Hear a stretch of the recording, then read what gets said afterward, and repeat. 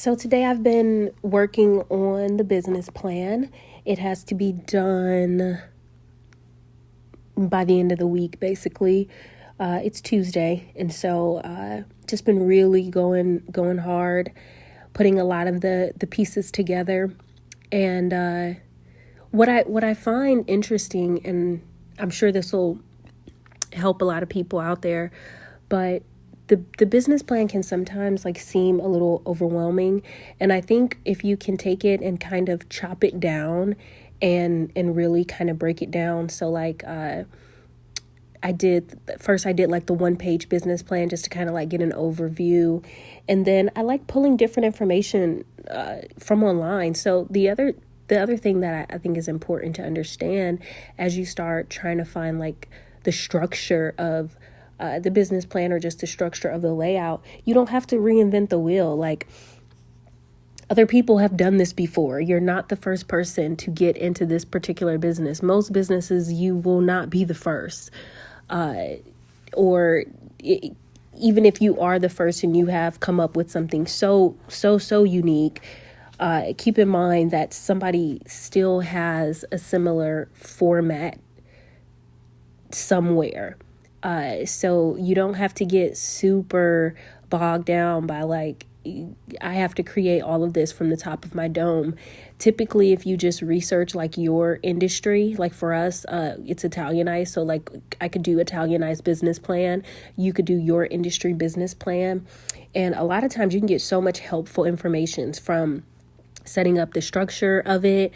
I'll include some links that have been helpful to me, but Google is just your best friend, from setting up the structure to just terminology and all of that.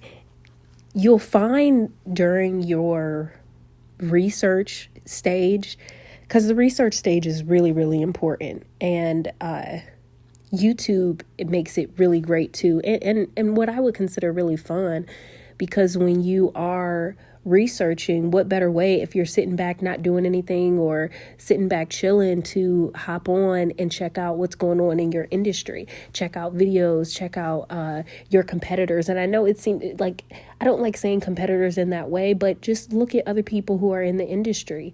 For me, I've probably looked through all of the videos, anything on YouTube having to do with Italianized, I've probably seen. And that's just because every day I'm on there, I'm taking notes, I'm listening to people, I'm hearing how they're selling it, I'm seeing the areas that they're selling in, I'm listening to their marketing angles. I'm getting the inside scoop, even as it comes to franchises. So a lot of times, information, you've got to kind of dig for it, and that's why you have to kind of make your research a big part of your planning. You got to listen. Sometimes people will say, well, I'm not interested in that, so why would I be listening to it? Why not? If you have the inside scoop to hear from a franchise perspective or from a company perspective, how they're selling the product, where they're selling it, you can get all kind of tidbits and little secrets from the inside. And you have the capabilities to do that just using technology. So why wouldn't you?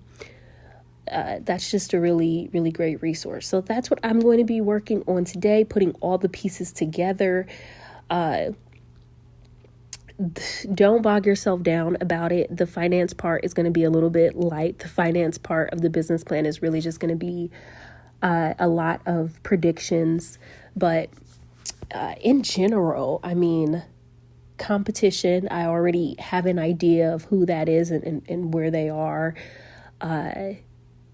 Working through a lot of the marketing stuff. We've already got the intro and the overview. So once you start putting some of the pieces together, it'll just kind of fill itself in. Don't overwhelm yourself. Get it started, get it done. You can always go back and fluff it. You can always go back and add things.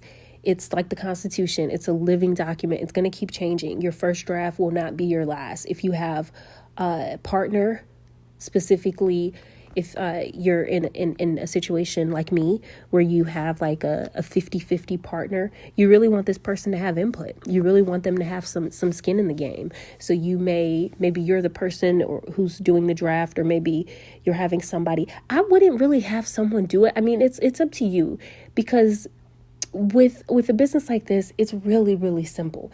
It's not a hard thing to do. It's not a complicated thing to do. You don't need to have gone to business school.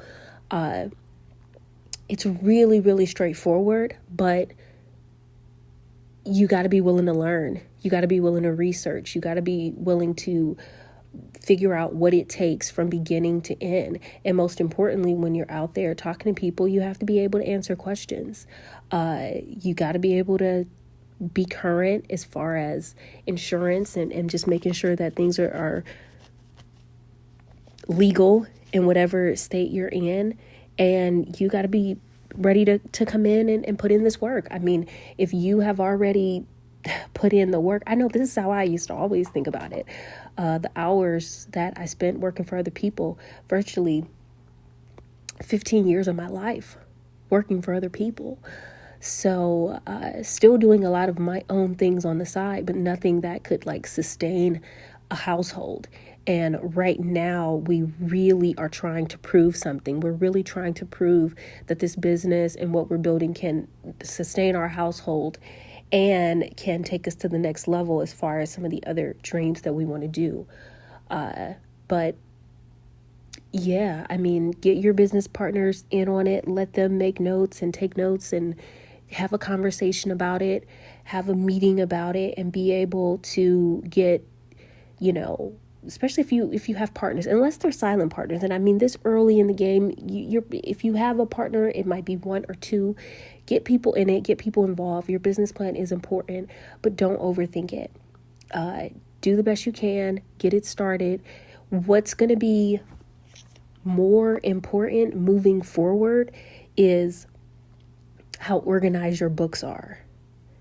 That, to me, I don't think people talk about the accounting side of it as much as they should.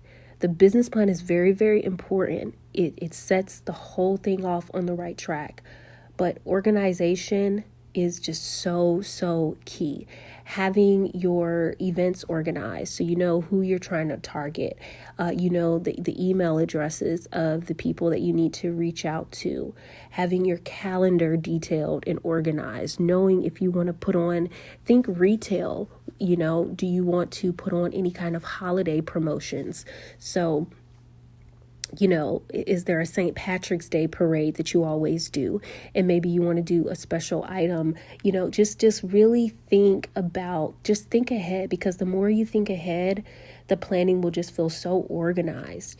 And, let that organization lead the way. So the business plan is important, but in my opinion, the organization, everything from your online organization to just your email and just making sure things are emptied out and cleared out, and making sure business email is used for things, down to your physical organization, making sure you have a calendar, making sure you have making sure you have manila folders for everything. If you have one of those, I think it's the little P-Touch. We used to use those a lot, just in labeling and things like that. Anything you can do to label and make it fun, get fun, colorful, things.